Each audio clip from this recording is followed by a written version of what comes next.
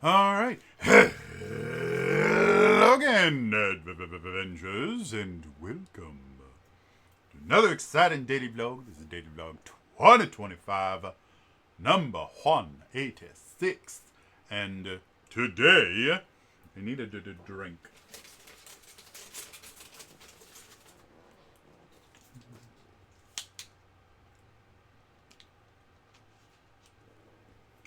Much better. So, um,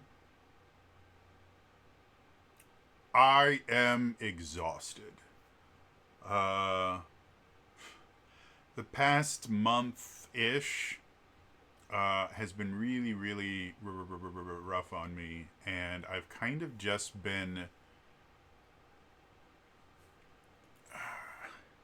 kind of just getting through day by day of okay, if I can just make it to through this, then I'll figure something out after that. Okay, if I could just make it to tonight, if I can just make it to bedtime, if I could just make it to tomorrow, and uh, because of all the health issues and everything, the thing like that, like it has been really rough. And I got to run my Zelda game today. It was super fun. Um, got to watch my players solve some situations uh, in interesting and unique ways, and use things in the game that were never intended to be used in that particular way, but they worked and it was fun. Um, so yeah, that was okay. And then afterwards, I had a long conversation with one of the players because they wanted some help getting their character leveled up and like kind of squaring away their character sheet. And so we did that, and then we talked, just about stuff afterwards for a while. And I realized it was the first time I had really talked about a lot of the stuff that's been going on with me to anyone other than my therapist. And like all of the weight of everything that's been going on just kind of hit me all at once as I was, and I didn't talk about everything, but I mentioned a few of the things. Like I went into a little more specifics about some of the health stuff that's been going on, and it was just this strange feeling because I've been, for lack of a better term, I have been hiding it from everybody because it's still terrifying to me. And I don't want other people, I guess, being scared on my behalf. And I don't want to like trauma dump on people or anything like that. And so I've been, even amongst my players,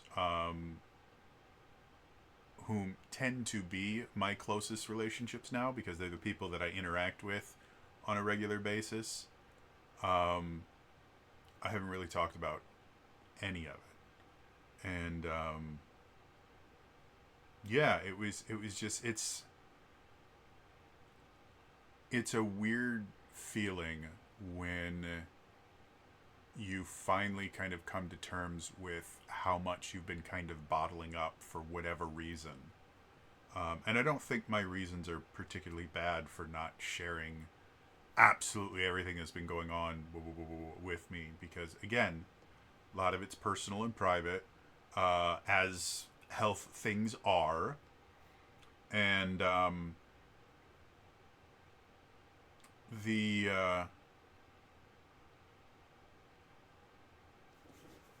streamers and pundits and things like that talk about parasocial relationships often when when we're referencing influencers and YouTubers and entertainers and things like that, and it's pitched almost entirely as a one-sided affair, which by definition that's what a parasocial relationship is it's a someone that believes that they have a relationship with someone and they really don't. But it's pitched entirely as the audience having this relationship with the streamer. And I think one of the reasons why that is because I think it's a lot more bad things in general will happen when an audience member fervently believes that there is a relationship that doesn't exist. If that person has some instabilities that causes them to act on that delusion, which is very, very rare. But I don't think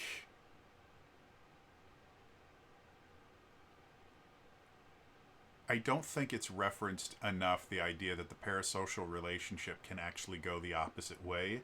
It's not entirely the same because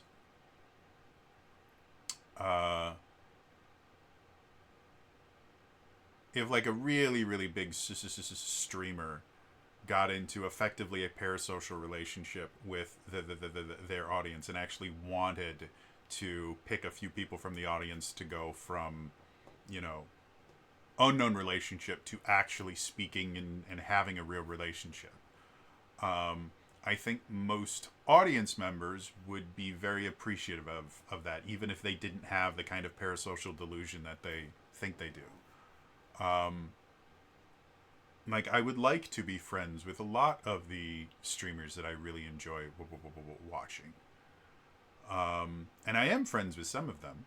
But a lot of that has to do with the fact that we took the steps to actually build a relationship, as opposed to me just going, oh, I love your stuff, here's money. Also, it helps that I've never had enough money to actually donate to streamers on a regular basis. Like, I do this thing, I can't even remember what it's called. It's a survey thing through Twitch where basically I signed up for this thing through Twitch, and every so often I will get these notices. It's like, hey, there's a new survey for you to take. And I will take these really boring surveys, and then I get bits for doing that. And it's normally like I'll get like maybe like 100 bits or 200 bits for one of these surveys. And I get one of these surveys, I don't know, every couple of months. When I first started, I would get like a few surveys a month, and now it's like every couple of months I'll get a single survey. That's the only way I've ever been able to donate to streamers, is I give them bits that I've never actually paid for. I'm giving them by Twitch for doing these surveys. So me developing a parasocial relationship with a streamer is slightly more difficult. But getting back to the kind of the other way, years and years ago, in the before times, before we had a name for the idea of a parasocial relationship, it was something that was brought up with people that were more present online. Like, it was really, really common to kind of make fun of people that played MMOs, because they would say, well, you don't have any friends. I have many, many friends. I have all these people on World of Warcraft. They're my friends. And people would treat that as a parasocial relationship. You think there's a relationship there, and it's really not. You've just created this relationship with someone that you think is there, but it's not. And I think one of the reasons why that idea kind of died down was, first of all, you can form very, very strong relationships with people that you meet through online gaming and things like that. I know of a couple people that met their future significant others and eventual marriage partners through online gaming and stuff like that. So people started realizing, oh, there is something there. And then, like I said, the kind of rise of the parasocial relationship from audience members to streamers became the new cautionary tale of, you don't really have a relationship with that streamer, even if they know your name or something like that. That's not a real relationship. But I think people overlook the effect of having an audience can have on a streamer or a YouTuber or something like that, where they can kind of convince themselves of the delusion that their audience is their friends and their audience cares about them in the same way that like your best friend would. And I'm not saying that, you know, fans of Iron Mouse, let's say, don't care about her well-being or things like that. But it's not the same as like maybe how Connor feels about Iron Mouse because they're actual friends. And so me confiding in my relatively small but very appreciated audience, it would be very easy for me to kind of fall into that same kind of pattern of, well, I am talking to people, you know, I make YouTube videos and then some people reply to them. I'm talking to people. That's not really what this is. And I've mentioned this many times before. My therapist thinks the daily vlog is a good thing for me because it's effectively like my own, it's journaling, but to a camera instead of writing, which with this is significantly better for me. But I'm under no delusion that I'm forming this long-lasting, deep relationship with the people that watch my videos. Again, this is not me saying I don't like you guys or anything like that, or I don't care about you guys. I do, but we don't really know each other. You know, this is what I choose to share on your YouTube, and the comments that you guys make are what you choose to share with me. And I don't know almost any of you. There's a few of you that will comment that I actually, like, some of my players will comment on my videos and things like that where I know them better than that. But the idea of just from watching my videos that you could get to know me, or just from reading your comments that I could get to know you more than just as, you know, oh, I know this person because they say this and I know that they're interested in this and stuff like that, is not a route that I need to go down, if that makes any sense.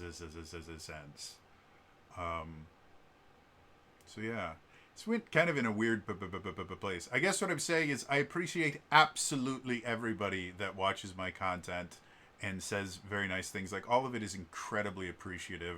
I would never want to hint that, you know, this doesn't matter or anything like that. But I also understand that this isn't quote unquote real. Like, I do still need to form relationships and friendships with people beyond just the interactions that I get on YouTube.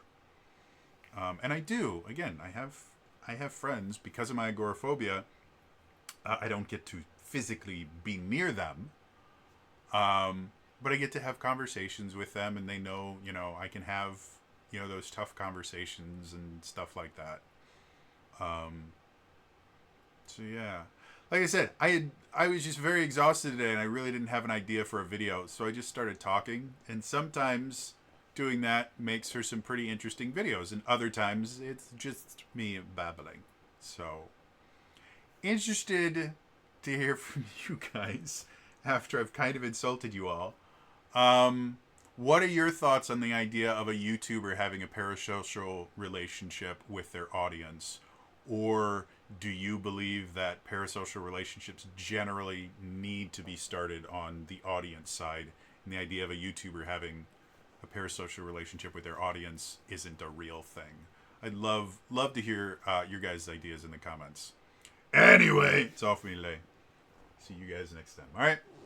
Bye-bye.